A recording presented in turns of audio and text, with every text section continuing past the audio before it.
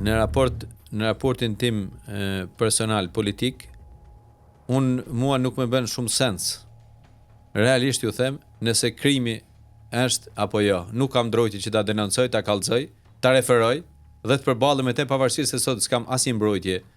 Të jemi sinqert dhe s'kam asnjë besim tek institucionet. Jo, nuk kam fare besim tek institucionet, sepse un kam parë me sytë e mi se si institucionet kthehen në mbrojtje të krimit dhe jo përballë tij.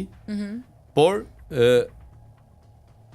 me informacionet që kam, krimi vazhdon të mbështesë partinë shtet, i garantoj që mbas datës 11 ata do të marrin përgjigjen e merituar institucionale, e mbështet me format që ai din shumë mirë, e mbështet të gjithë ato subjekte politike të Partisë Socialiste, duke bërë pjesë e shtabeve tyre elektorale, duke bërë njësh me ta, duke parë që një pjesë e tyre e drejtuesve politik apo e kandidatëve të Partisë Socialiste janë me precedent, apo janë persona të cilët janë subjekte, jo precedent, janë subjekte të SPAK-ut dhe janë njësh me ta. E shohin modelin e tyre, shikojnë tek lista e Partisë Socialiste, ndërkohë që përballë ka një listë, jo që jam unë pjesë e asaj liste, po ka një listë e cilën e kanë frikë nesër pas nesër. Mbas datës 11 do ta kenë frikë, sepse kanë forcën, ne ju kemi treguar dhe në 2007 në krimit organizuar.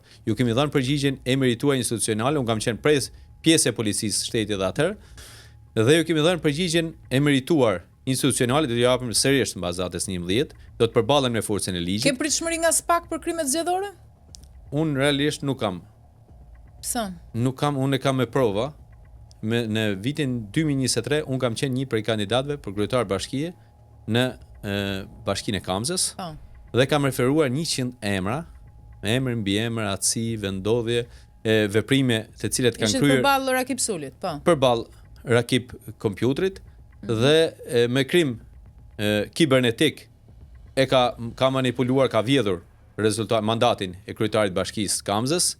I kam garantuar si nga ana duke garantuar nga ana financiare në aspekt me mbulimin financiar që do i bëja ekspertëve ndërkombëtar për të bërë një ekspertizë të makinerive elektronike, por dhe më rënda është sepse ato kanë parë vepër penale duke ndodhur aty për aty, me pamje filmike që unë ja kam dorëzuar, duke parë operatorë të cilët votonin personalisht vetë. Gati flagrant, po them. Jo, është direkt, jo, është flagrant sepse më një herë, pra flagranca është ka filluar dhe s'ka përfunduar. Në moment që ti e vën dieni, ti quhesh në flagrancë në moment që ti e vën dieni dhe mund të shkosh të arrestosh në çdo moment. Nga kjo eksperiencë personale ti thua që nuk ke besim. Jo vetëm ajo, por edhe referimi që kam bërë, kallëzimi që kam bërë. Po.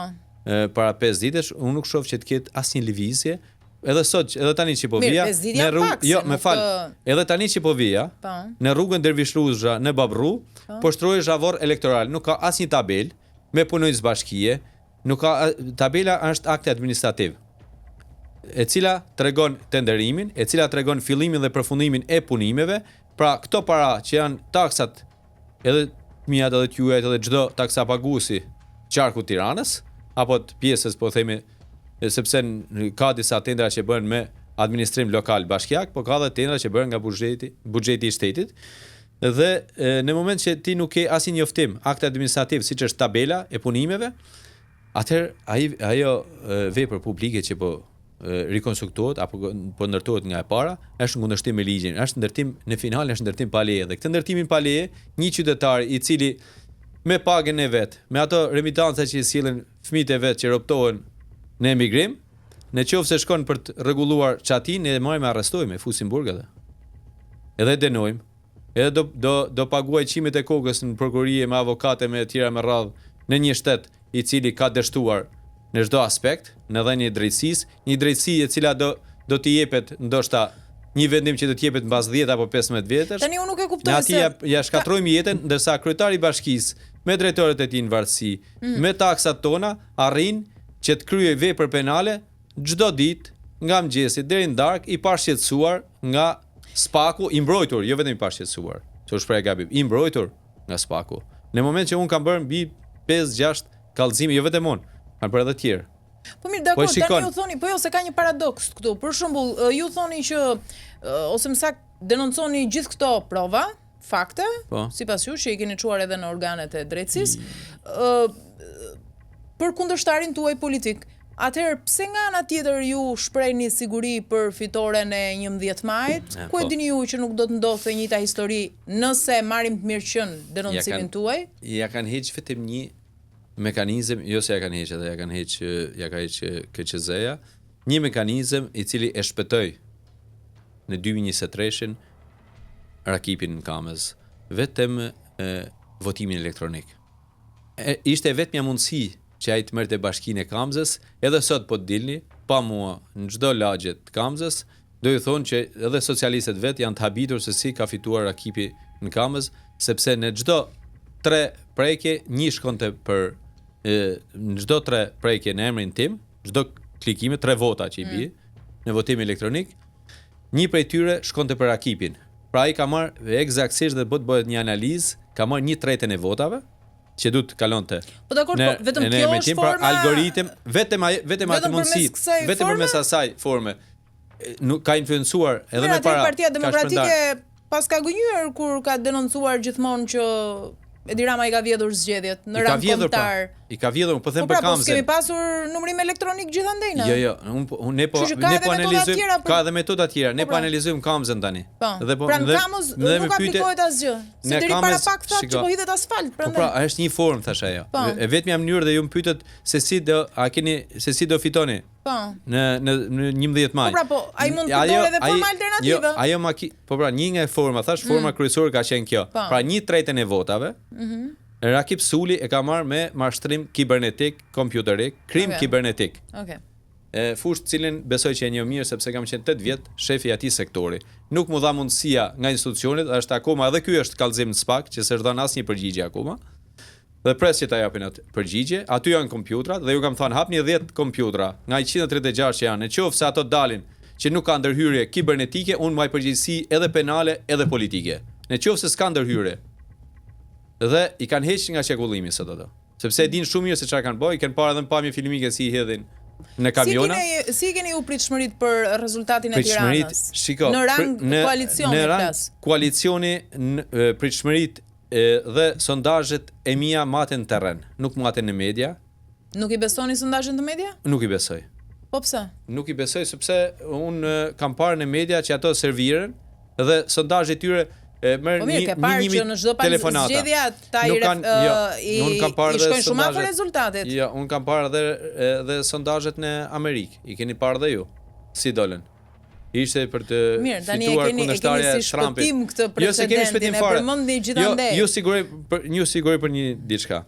Unë të thash njoh nga 2021 dhe në vim, unë jam në fushat thuaj se çdo ditë. Po fol për sondazhet që bën në terren. Unë po flas për sondazhet që bëjmë në terren. Si bëni sondazhet në terren? Unë sondazhet e mia po marr veten time si kandidat që jam listë hapur. Sondazhe personale. Unë po marr veten time, nuk do bëj, nuk kam dalë sot në cilësinë e përfaqësuesit të Partisë Demokratike. Kam dalë metodologjin. Absolutisht.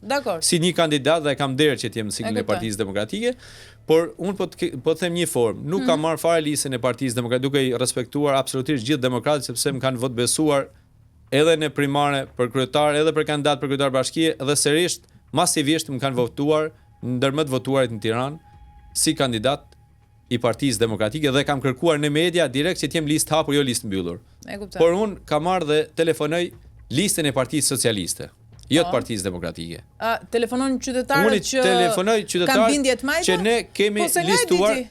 Prit ta them. Keni ju patronazhist? Jo patronazhist, jo. Jo, në çdo palë zgjedhje, ka një selektim liste, ka antar të Partisë Demokratike, lista antarësisë Partisë Demokratike, lidhet e tyre familjare përsupozohet që 70-80% vinë të Jaltas, siç kanë janë, siç ka listë patronazhimi, po. Jo, nuk është patronazhim, është analizim. Jo, po pra analizë. Nuk është patronazhim, jo, patronazhim do të thotë që ti të ndjekësh qytetarin në privacy-n e tij. Ne nuk cenojmë privacy-n e asnjë personi. Okej, ju bëni një analizë. Ne bëjmë një analizë. Nuk është patronazhim, është tjetër gjë. Telefonon të majtët. Dhe unë telefonoj hap listën e të majtëve. Po. Dhe ju garantoj që në 10 telefonata që bëjnë të majtët, sepse unë i njoh pjesë të madhe të tyre, se në një vend jetojmë, dhe ju garantoj që mbi 6 deri në 7 për 10 telefonata. Nga 10 telefonata do të votojnë koalicionin tonë, do të votojnë njëshin dhe do të votojnë një ndër emrat e listës. Jo, shiko, unë nuk i detyroj. Për mos u dukur keq, për të respektuar ton po do të votojmë. Nuk kanë detyrim aq shumë ndoshta për të respektuar mua. Jo, po ti e di që thuhet edhe kjo. Jo, unë i përshëndes dhe thjesht ju them, a jeni dakord me këtë qeverisje që ka 12 vite? A jeni dakord me taksat? A jeni dakord me pensionet? A jeni dakord me pagat? A kërkoni që të reduktohet çmimi i energjisë elektrike që është bërë gangren? A kërkoni që të ketë një legalizim vërtet falas dhe sipas atyre? Mund të jenë pak a kërkoni që çmimet e karburanteve të reduktohen në minimalisht 1/3 e tyre? Dhe unë nuk thash se përktheni vot 100%. Edhe sondazhet e medias nuk janë 100%, janë një parafërsi drejt rezultatit dhe lvizim 1% caktuar. Këtu po e bën një palet tret, nuk po e bën direkt politikane. Jo, po ju them, dakord, unë po ju them tani në atë që bëj unë. Njëjtën gjë mund ta kem bërë edhe në 2023, nuk ka qenë ky feedback. Okej, dhe si del, keni bërë një kalkulim si pritet rezultati në Tiranë në rang qarku? Unë mendoj që në rang qarku dhe mendoj dhe besoj shumë që në rang qarku Partia Demokratike merr 19 deri 20 mandate. Ndoshta ju duken pak më tepër po të themi idealist. Por nuk është idealizëm, kjo është pragmatizëm, kjo është ajo që ne matim terren, kjo është ajo që shkelim çdo ditë. Unë do tani që erdha në studion tuaj. Njëjtën gjë keni thënë edhe në zgjedhjet e tjera ju dhe ka rezultuar ndër. Po njëjtën gjë keni thënë. Nuk shiko, unë po i them 2021-shit në këtë studio, apo në studiot e tjera kudo kuftoheshin kandidatët nga radhët e opozitës këtë gjë thonin. Dakor. Që me 2 mandate në qeverisje Edi Rama është konsumuar, qytetarët janë zhgënjyer. Jo, unë nuk them që është konsumuar, është kriminalizuar. Dhe janë dy gjërat ndryshme me konsumimin. Keni pasur e keni të vjetër këtë akuzë, nuk është konstatim. Nuk është akuzë. Un kam lexuar dhe kam studiuar drejtësi disa vite, jam edhe pedagog në fakultetin e drejtësisë dhe e njeh shumë mirë fushën politike, ndoshta edhe në aspektin teorik. Dhe nuk di ndonjë qeverisje në planet që të jetë kaq e inkriminuar dhe të ketë një aparat qeverisës pas hekurave dhe të ketë një kryeministër që qëndron akoma në këmbë.